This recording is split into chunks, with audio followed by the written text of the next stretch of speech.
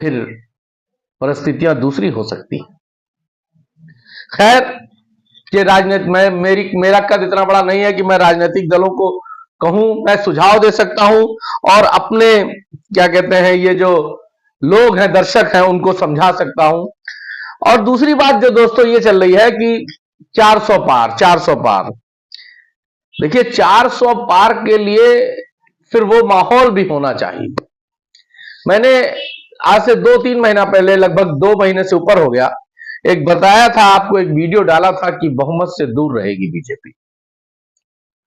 अब मैंने उसका डिटेल मंगाया है, डिटेल हर जगह से, हर स्टेटों से, कि बीजेपी की स्थिति क्या होने जा रही है, कितनी सीटें वो एक्चुअल बीजेपी की आ रही है। एनडीए की बात मैं इसलिए नहीं करता कि उनके पास कोई अलायंस मजबूत है नहीं, कोई भी ऐसा अलायंस नहीं है जो दहाई अंक में पहुंच जाए। बीजेपी का एक मजबूत अलायंस उनका था जो उद्धव ठाकरे जी का, वो टूट ही गया। एनीवे, तो जो मैंने आपसे कहा कि वो कितनी सीटें किन स्टेटों में है, कुल 543 सीट पर बीजेपी किन स्टेट में कितनी जगह पर चुनाव जीतने जा रही है, और उसका जो 400 का आंकड़ा है वो कितना सच है, ये मैं आपको बताने के लिए आया हूं। तो ये मैं कह रहा था कि आंध्र प्रदेश से शुरू करते हैं। आंध्र प्रदेश में जगन रेड्डी की सरकार है, वाईसीआर की, और वहां कुल 25 सीटें हैं। आंध्र प्रदेश में 25 सीटें हैं और बीजेपी वहां अपना खाता नहीं खोल पा रही है, ऐसी सूचना है। दूसरा है अरुणाचल प्रदेश। अरुणाचल प्रदेश में मैं मतलब ABCD से ही लेकर के है, इसलिए इसको आप ये ना सोचिएगा कहां आंध्रा कहां अरुणाचल, ये अल्फाबेटिक है। तो अरुणाचल प्रदेश में 2 सीटें हैं और उनमें से 1 सीट बीजेपी को जाती दिख रही है। फिर आइए आसाम। आसाम में 14 सीटें हैं। 14 सीटों में आधे आध पर बंटवारा होने जा रहा है। 7 सीटें बीजेपी वहां जीतने जा रही है। बिहार में 40 सीट है। पिछली दफा 40 में 39 सीट जीत गई थी बीजेपी। इस बार वहां स्थिति गठबंधन से उनका जो है वो मामला गड़बड़ है। बीजेपी वहां 40 में सिर्फ 9 सीटें जीतने का वहां से अनुमान आ रहा है। फिर आप आइए छत्तीसगढ़। छत्तीसगढ़ में 11 सीटें हैं, 6 सीटें बीजेपी वहां जीत रही है। गोवा में 2 सीट है, 1 सीट बीजेपी वहां निकालने की स्थिति में है। गुजरात में 26 सीट है। पिछली दफा 26 में 26 थी, इस बार वहां सीटें घट करके 23 होने जा रही हैं। हरियाणा में 10 सीटें थी, 10 में 10 जीती थी। इस बार हरियाणा में 4 सीटों का नुकसान बीजेपी को होने जा रहा है। 6 सीट बीजेपी वहां जीत रही है। हिमाचल प्रदेश में 4 है। पिछली दफा 4 में चारों जीत गए थे। इस बार वहां भी 2 सीटों का नुकसान, क्योंकि कांग्रेस की सरकार है इसलिए 2 सीटों का नुकसान होने जा रहा है बीजेपी को, यानी 2 सीट उनको मिलेगी। झारखंड में 14 सीट है।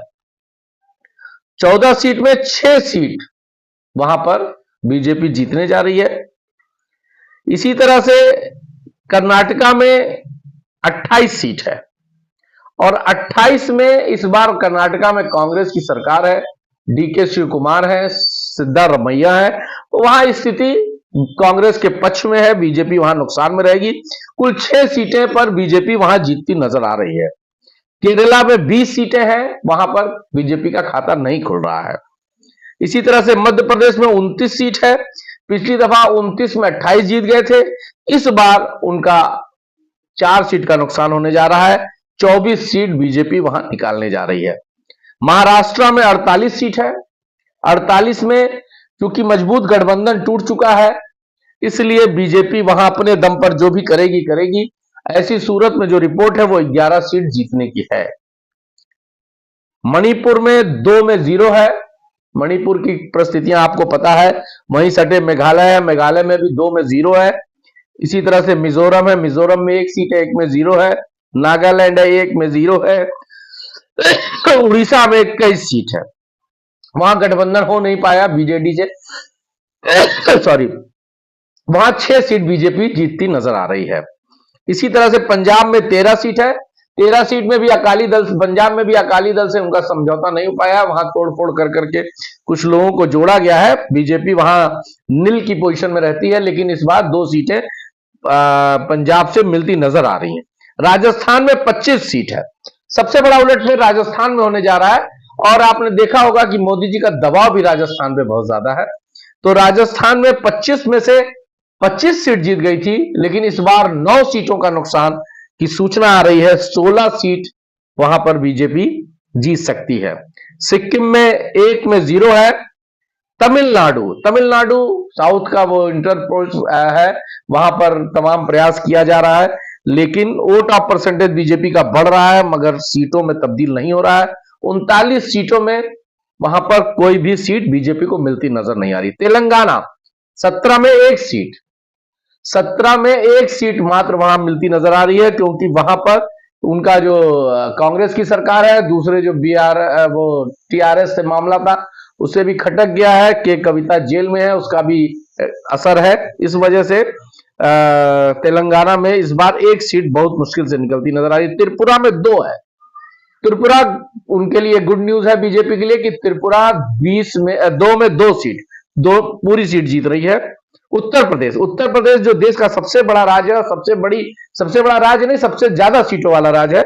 80 सीटें हैं यहां पर। पिछली दफा 64 सीटें उन लोगों ने गठबंधन लेकर के जीता था। इस बार 1 सीट और बढ़ने जा रही है, वो 65 सीटें होने जा रही है। वहां उत्तर प्रदेश में 65 पर बीजेपी चुनाव जीत रही है। उत्तराखंड में 5 में 5 बीजेपी जीत रही है। पश्चिम बंगाल में 42 सीटों में 18 पिछली दफा जीते थे, इस बार घट करके 9 सीट होने जा रही है।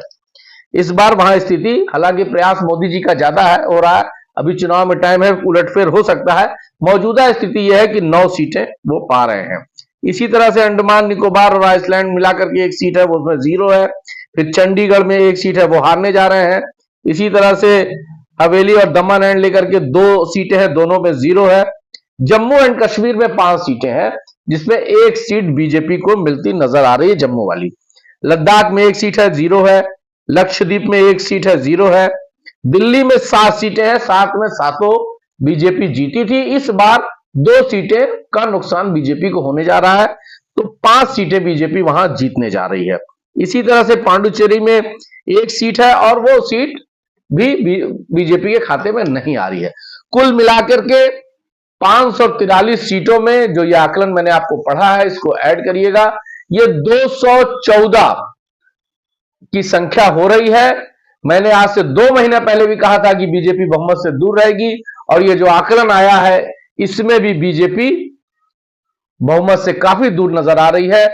वीडियो कैसा लगा आपको, आकलन कैसा लगा, कमेंट्स करके बताइएगा। और जल्द ही एक वीडियो हो सकता है, आज ही सहारा पर लेकर के मैंने फिर, चूंकि वीडियो बहुत लंबा हो गया है तो उस पर चर्चा अभी नहीं कर सकता, लेकिन इसके बाद आपको बताऊंगा। और तब तक के लिए जय हिंद।